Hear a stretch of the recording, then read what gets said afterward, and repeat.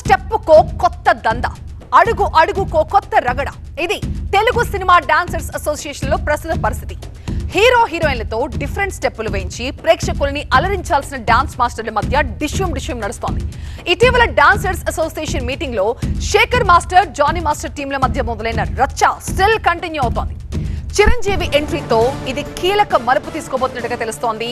చిరంజీవితో dancers association భేటీ కాబోతోంది. Film federation కి చేరింది డాన్సర్స్ అసోసియేషన్. పంచాయతీ ఇరు వర్గాలతో ఫెడరేషన్ ప్రతినిధులు చర్చిస్తున్నారు. అయితే సమస్య కొలిక్కి వస్తుందా? ఈ రచ్చ ఇంకా కొనసాగుతుందా? డాన్సర్స్ అసోసియేషన్ ప్రతినిధుల మధ్య కొనసాగుతున్న ఈ మాటల యుద్ధానికి ఎండ్ కార్డ్ పడేది ఎప్పుడు? రెండుగా చీలిపోయింది డాన్సర్స్ అసోసియేషన్. రెమ్యునరేషన్లలో అక్రమాలంటూ పరస్పరం ఆరోపించుకుంటున్నారు. తమ డబ్బుల్ని డాన్స్ మాస్టర్లు కాజేస్తున్నారంటూ ఒక వర్గం ఆరోపిస్తోంది. నాన్ లోకల్ పేరుతో దోపిడీ జరుగుతుందంటున్నారు డాన్సర్లు. కోఆర్డినేటర్లే దోచుకుంటున్నారంటున్నారు ప్రెసిడెంట్ సుమలత. ఈ దందా ఏ రూట్ వెళ్తుందో అన్న టెన్షన్ అయితే కొనసాగుతోంది. ఈ డాన్స్ మాస్టర్ల పంచాయతీ ఇప్పట్లో తేలేనా అన్న సస్పెన్స్ కూడా కొనసాగుతోంది. ఇటీవల అసోసియేషన్ బాడీలో 10 మంది రాజీనామా చేయడం తీవ్ర కలకలం రేపింది. ఉప ఎన్నికలు నిర్వహించాల్సిందేనని ఒక వర్గం, ఆ అవసరం లేదంటూ మరో వర్గం నువ్వా నేనా అన్నట్టుగా తలపడుతున్నాయి. ఈ క్రమంలోనే రెండు వర్గాల మధ్య ఆరోపణలు ప్రత్యారోపణలతో మాటల తూటాలు పేలుతున్నాయి. అది కాస్త ఇప్పుడు దందాలు చేస్తున్నారన్న ఆరోపణల దాకా వెళ్ళింది.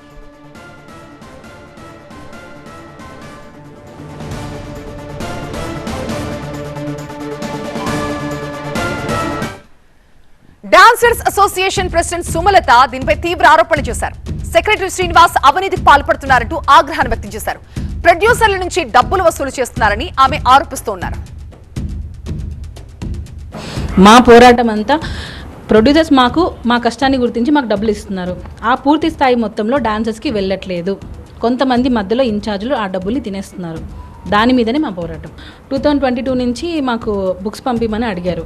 అంటే ఈ ఇష్యూ రైజ్ అయిన తర్వాత మరి 22 నుంచి ఇప్పటి వరకు చూస్తే అసలు చాలామంది బిల్ పేపర్సే ఇవ్వలేదు. అంటే డాన్సర్స్కి ఎంత డబ్బులు ఇచ్చాము, వారికి ఎంత పే చేసామన్న లెక్కలు కూడా మా దగ్గర లేవు. అంటే కొంతమంది ఇన్ఛార్జీలు అసలు ఇవ్వలేదు. మరి అప్పట్లో ఉన్న ప్రెసిడెంట్, సెక్రటరీ, క్యాషియర్ వీటిని ఎందుకు గుర్తించలేదు? ఈ ఇష్యూలో డాన్సర్స్ అసోసియేషన్ మాజీ ప్రెసిడెంట్ జోసెఫ్ ప్రకాష్ తీవ్రంగా స్పందించారు. గత మీటింగ్లలో రాజీనామాల పేరుతో హంగామా చేసిన సుమలత దమ్ముంటే ఆ వీడియోలు బయట పెట్టాలంటూ డిమాండ్ చేశారు. హలో అండి, మాజీ ప్రెసిడెంట్ సుమలత గారు, ఇప్పుడే మీ వీడియో చూశాను, అఫీషియల్ గ్రూప్లో పెట్టారు.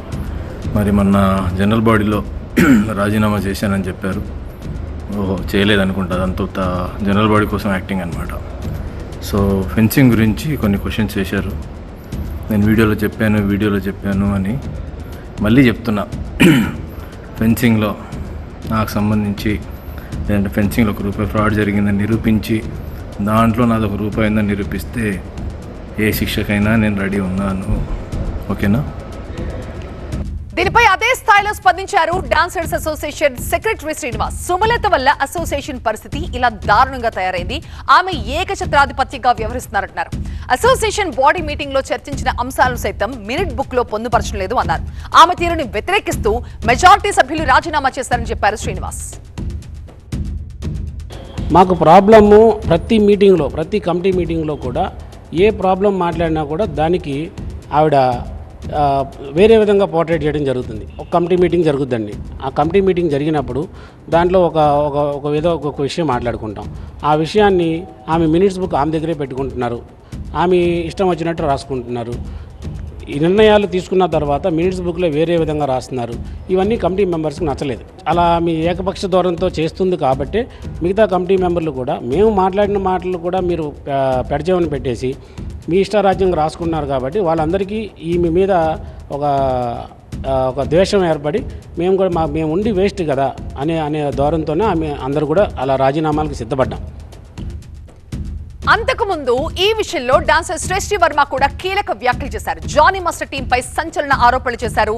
లోకల్ డాన్సర్లకి అన్యాయం జరుగుతుందంటే శేఖర్ మాస్టర్ ఊరుకోరని, జానీ మాస్టర్ మాత్రం ముంబై డాన్సర్స్ ని ఎంకరేజ్ చేస్తారంటూ ఆరోపించారు.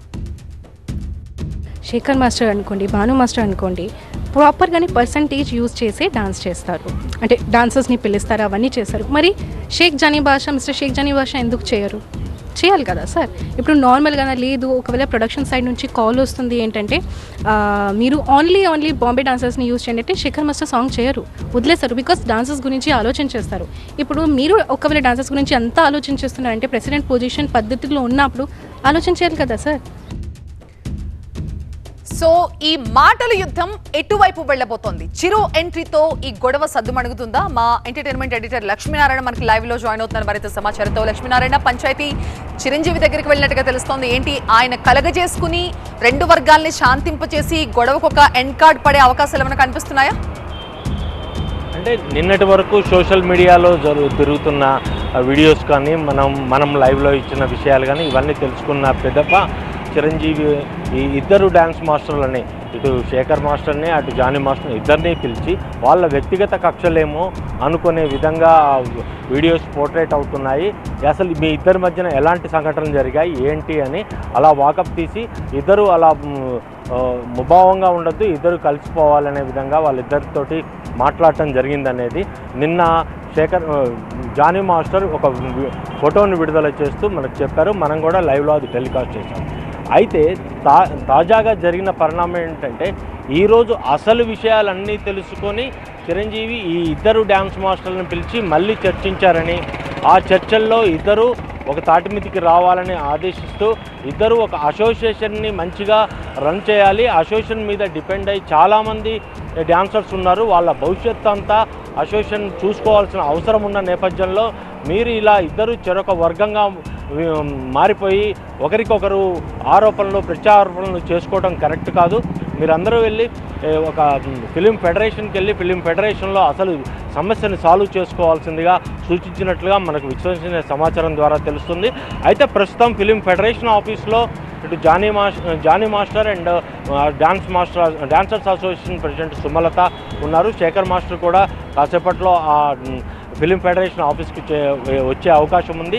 అయితే ఈ సభ్యులందరూ రిజైన్ చేసిన సభ్యులందరూ అసోసియేషన్ ప్రెసిడెంట్ సుమలత ఏకపక్ష ధోరణిగా వ్యవహరించడం వల్లే మేము రిజైన్ చేయాల్సి వచ్చింది, ఇక్కడ ఎలాంటి అవకతవకలు లేవు, మేము రాజీనామాలు సమర్పించింది కూడా ఫిలిం ఫెడరేషన్కి మాత్రమే, అసోసియేషన్కి కాదు అని చాలా కరాఖండిగా చెప్తున్నారు. మనం ఇప్పుడే సస్పెండ్ అయిన శ్రీనివాస్ వర్షన్ కూడా విన్నాము. శ్రీనివాస్ చాలా క్లియర్గా చెప్తున్నారు, ఇక్కడ ఎలాంటి ఆరోపణలు చేస్తున్నట్టుగా ఎలాంటి అవకతవకలు జరగలేదు, అవకతవకలు జరిగినట్టు ప్రూవ్ చేస్తే నేను ఎలాంటి శిక్షకైనా అర్హుణ్ణి, ఏ శిక్షనైనా అనుభవించి తీరుతాను, నేను గతంలో వీళ్ళ దగ్గర పనిచేశాను, ఇప్పుడు కోఆర్డినేటర్గా వీళ్ళ దగ్గర పోవటం వల్ల నా మీద ఇలాంటి ఆరోపణలు చేస్తున్నారనే ఆరోపణని శ్రీనివాస్ చేశారు.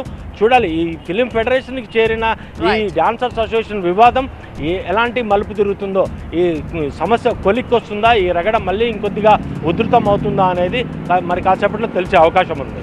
రైట్ లక్ష్మీనారాయణ, అసోసియేషన్ ప్రతినిధుల మధ్య మాటల యుద్ధం అయితే కొనసాగుతోంది. రెండుగా చీలిపోయారు dancers association. Jani master, Shekhar master గ్రూపులుగా విడిపోయారు.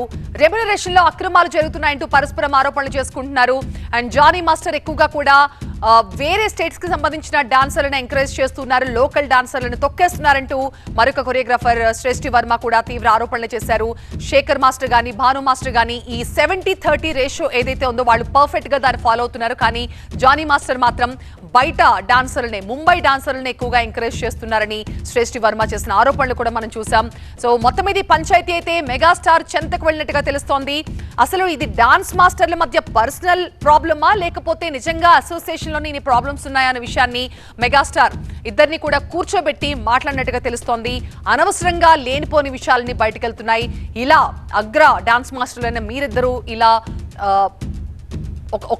ఒక చోటకి చేరి ఒక మాట మీద ఉండి ఈ ప్రాబ్లం కి ఒక సొల్యూషన్ ని కనుగొంటే బాగుంటుందని చెప్పినట్టుగా తెలుస్తోంది. చిరంజీవి ఎంట్రీతో ఇప్పుడు ఇది కీలక మలుపు తీసుకుంది.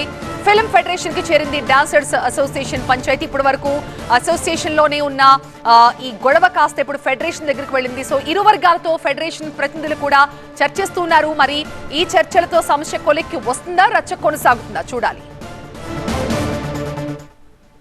మా పోరాటం అంతా ప్రొడ్యూసర్స్ మా కష్టాన్ని గుర్తించి మాకు డబ్బులు ఇస్తున్నారు, ఆ పూర్తి స్థాయి మొత్తంలో డాన్సర్స్కి వెళ్ళట్లేదు. కొంతమంది మధ్యలో ఇన్ఛార్జీలు ఆ డబ్బుల్ని తినేస్తున్నారు. దాని మీదనే మా పోరాటం. 2022 నుంచి మాకు బుక్స్ పంపిమని అడిగారు. అంటే ఈ ఇష్యూ రైజ్ అయిన తర్వాత మరి 22 నుంచి ఇప్పటివరకు చూస్తే అసలు చాలామంది బిల్ పేపర్సే ఇవ్వలేదు.